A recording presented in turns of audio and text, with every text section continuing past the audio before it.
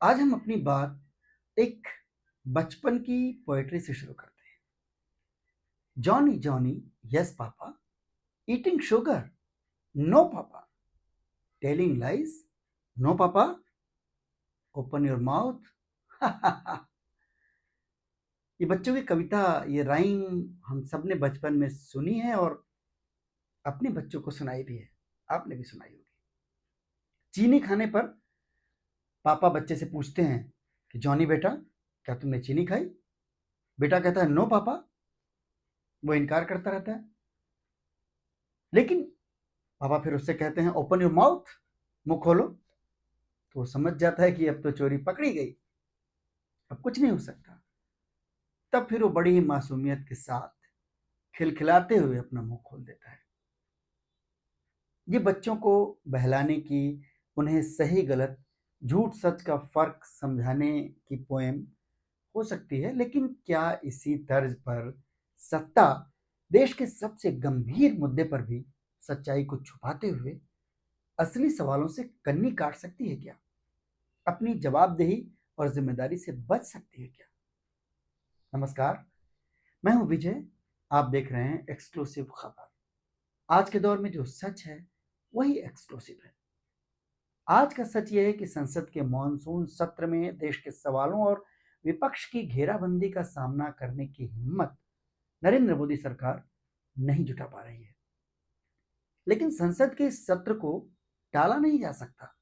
यह संसदीय परंपरा का हिस्सा है। ऐसे में मोदी सरकार ने अपनी 11 साल की परंपरा से हटकर पहली बार एक अनोखा काम कर दिया है। वो काम ये बताने के लिए काफी है कि सरकार और प्रधानमंत्री मोदी के एक अकेले चाणक्य किस तरह मुश्किल में घिरे हुए हैं, क्योंकि संसद के दोनों सदनों में सत्ता को घेरने के लिए सीधे सोनिया गांधी एक्टिव हो चुकी हैं। राज्यसभा में नेता प्रतिपक्ष मल्लिकार्जुन खड़गे और लोकसभा में नेता प्रतिपक्ष राहुल गांधी, ये दोनों तो लगातार मोदी सत्ता की रीति नीति को जनता के बीच घेर ही रहे हैं। मोदी सत्ता को जनता के प्रति जवाबदेह बनाने के लिए दोनों संघर्ष कर रहे हैं। आज सोनिया गांधी ने इन दोनों नेताओं को सदन में कांग्रेस के सभी दिग्गजों के साथ एक मीटिंग में बुलाया है। कुछ ही देर में वो मीटिंग शुरू होने वाली है, लेकिन हम आपको उस मीटिंग से पहले ही संसद के मॉनसून सत्र में सोनिया, खड़गे और राहुल गांधी की क्या रणनीति है उसके बारे में बताने जा रहे हैं। साथ ही देश के एक एक नागरिक से जुड़े सबसे संवेदनशील मुद्दे पर मोदी जी और अमित शाह जी के नए खेल के बारे में भी बताएंगे। मोदी सरकार एक नहीं, दर्जनों मसलों पर जनता के सवालों से घिरी हुई है, लेकिन पहलगाम में हुए आतंकी हमले और उस हमले का शिकार हुए मासूम लोगों को लेकर के सरकार ने अब तक ना ही खुले तौर पर कोई जिम्मेदारी ली है, ना ही किसी जिम्मेदार पर किसी तरह की कार्रवाई होती हम सबने देखी है। ऐसा कुछ दिखाई दिया हो तो बताइएगा। देश ने देखा तो सिर्फ सेना के शौर्य का ऑपरेशन सिंदूर, और उस पर हर भारतीय को हमेशा गर्व है। और उसके आगे देश ने देखा सत्ता का ऐसा विद्रूप चेहरा, जहां फौज की वर्दी पहनकर तस्वीर खिंचाने वाले प्रधानमंत्री मोदी थे और सेना के शौर्य पर मोदी सत्ता की सियासी पैंतरेबाजी थी। देश ने उसे कबूल नहीं किया। साथ ही देश ने अमेरिकी राष्ट्रपति डोनाल्ड ट्रंप के सीज फायर को लेकर किए गए अनलिमिटेड दावे और उस पर अपने प्रधानमंत्री मोदी जी की अनलिमिटेड चुप्पी को भी देश ने देखा। नैतिक रूप से इनमें से किसी सवाल का जवाब देने की स्थिति में मोदी सरकार दिखाई नहीं पड़ती है, लेकिन नैतिकता और मोदी सत्ता का 36 का आंकड़ा है, जिसका ऐलान रक्षा मंत्री राजनाथ सिंह बहुत गर्व के साथ कर चुके हैं कि भाई हमारे यहां तो इस्तीफा होता ही नहीं है, ये वो सरकार नहीं है। इसके बाद देश ने मोदी सत्ता से इस तरह की अपेक्षा करना ही छोड़ दिया। लेकिन पहली बार जम्मू कश्मीर के उपराज्यपाल मनोज सिन्हा ने एक हैरान करने वाला बयान दिया है। एक मीडिया हाउस से इंटरव्यू में एलजी मनोज सिन्हा ने कहा कि पहलगाम आतंकी हमला बड़ी सुरक्षा चूक का नतीजा था, मैं इसकी जिम्मेदारी लेता हूं। हालांकि इसके फौरन बाद वो फिर दलीलों पर आ गए कि इतने खुले मैदान में सुरक्षा बलों के लिए कोई जगह या सुविधा नहीं थी, सुरक्षा बल वहां तैनात भी नहीं थे।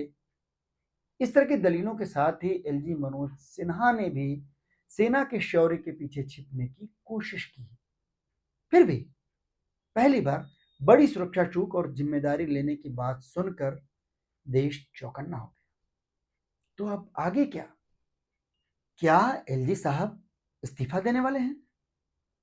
एलजी साहब के कबूलनामे के बाद क्या केंद्रीय गृह मंत्री अमित शाह इस्तीफा देने वाले हैं?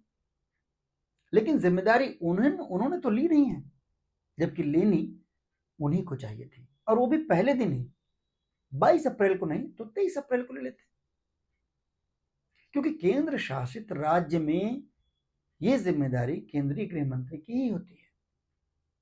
तो फिर अचानक 80 दिन बाद एलजी मनोज सिन्हा को ये आत्मज्ञान कहां से आया? और सिर्फ एलजी के ऐसा बोल देने से क्या सभी सवाल खत्म हो जाएंगे? मनोज सिन्हा जब ये कबूल कर रहे हैं, उस समय को अगर आप समझ लें, टाइमलाइन को, तो सत्ता का सारा खेल समझ में आ जाएगा। जम्मू कश्मीर के उपराज्यपाल के तौर पर सिन्हा साहब के कार्यकाल के सिर्फ 20-22 दिन ही बचे हैं। दूसरी ओर संसद का मानसून सत्र शुरू होने में सिर्फ 1 हफ्ता बचा है। 21 जुलाई से मानसून सत्र शुरू हो जाएगा और वहां सरकार के पास बचने का कोई रास्ता नहीं होगा। अभी तक अपनी जिद के चलते मोदी सत्ता ने पहलगाम आतंकी हमले और ऑपरेशन सिंदूर पर विशेष सत्र बुलाने की विपक्ष जो मांग कर रहा था उसको लगातार ठुकराया। लेकिन अब वो इस पर चर्चा से कैसे बचेंगे?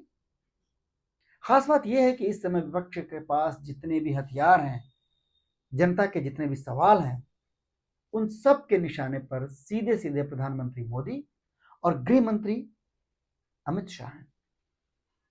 तो क्या आखिरी वक्त में एलजी मनोज सिन्हा से ये कबूल करवाकर मोदी सत्ता खुद को और अमित शाह को बचाने की कोशिश कर रही है? इस कुर्बानी का इनाम सिन्हा साहब को आगे दे दिया जाएगा, जैसे कि परंपरा रही है। जम्मू कश्मीर से तो उनकी विदाई का समय वैसे भी आ ही चुका है, चंद रोज बचे हैं।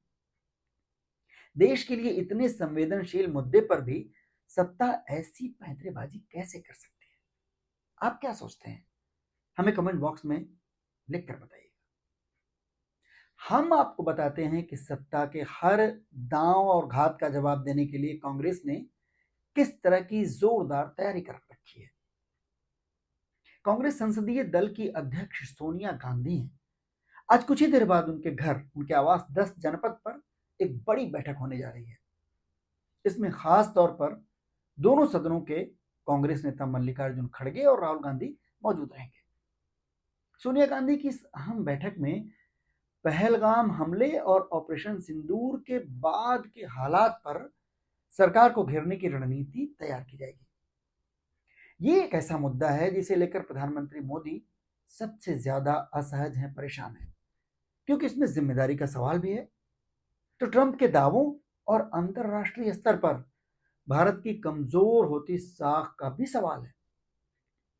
अपनी मर्जी से प्रधानमंत्री मोदी ने जो ऑल पार्टी डेलीगेशन विदेशों में भेजा, उसके कामकाज से जुड़े सवाल भी हैं, और विदेश मंत्री, प्रधानमंत्री की नाकाम होती विदेश नीति और कूटनीति से जुड़े सवाल भी हैं।